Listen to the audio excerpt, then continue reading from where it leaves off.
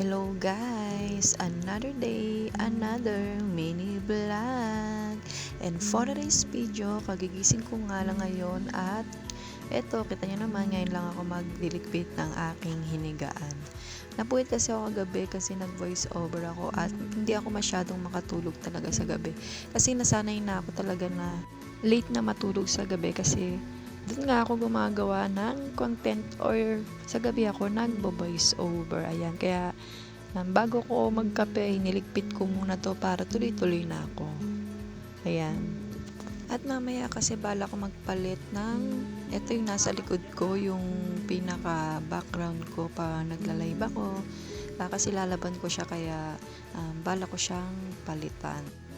Pero sa sunod bala ko kasi bumili yung tinidikit na para siyang yung may mga design na nauuso ngayon na DIY. Bala ko talagang bumili nun kasi maganda talaga yun dito sa mga gilid-gilid, sa mga part ng mga plywood kasi syempre pampaganda at pampaaliwalas ng kwarto. At ayan, kumain nga pala ako dyan ng Pudgy Bar at ipinatner ko sa kape kasi para kahit papano ay may laman ng ating tiyan. Pero kahit sa umaga ay kahit ano basta may kape, okay na sa akin yon. Siyempre mawala ng lahat pero kape is life.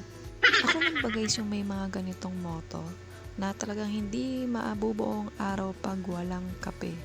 Kasi ewan ko ba, mas gusto ko talaga yung kape kaysa magatas ako. Kasi parang may kulang talaga yung araw ko kapag hindi ako nakakainom nito.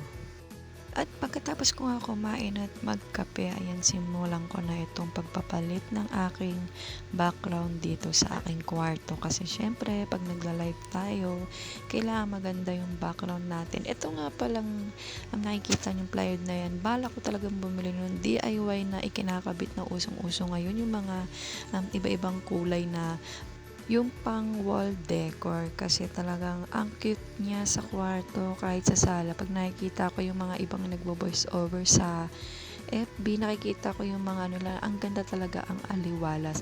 Kaya ngayon, habang hindi pa ako nakakabili ng ganon, ito muna yung aking ipang papalit dito sa aking background. Basta magkaroon lang ng magandang background out view kasi kailangan sa pagla-live okay na to. Siyempre, mapagtsatsagaan na to habang hindi pa ako nakaka-order ng mga ganon.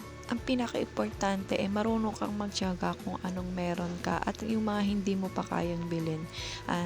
Kailangan natin ng konting pagtsatsaga kung ano man ang meron tayo ngayon. Pero hindi naman natin sinasabi na hanggang dito na lang tayo. Siyempre, gagawa tayo ng paraan para mabili natin yung mga gusto nating bilhin.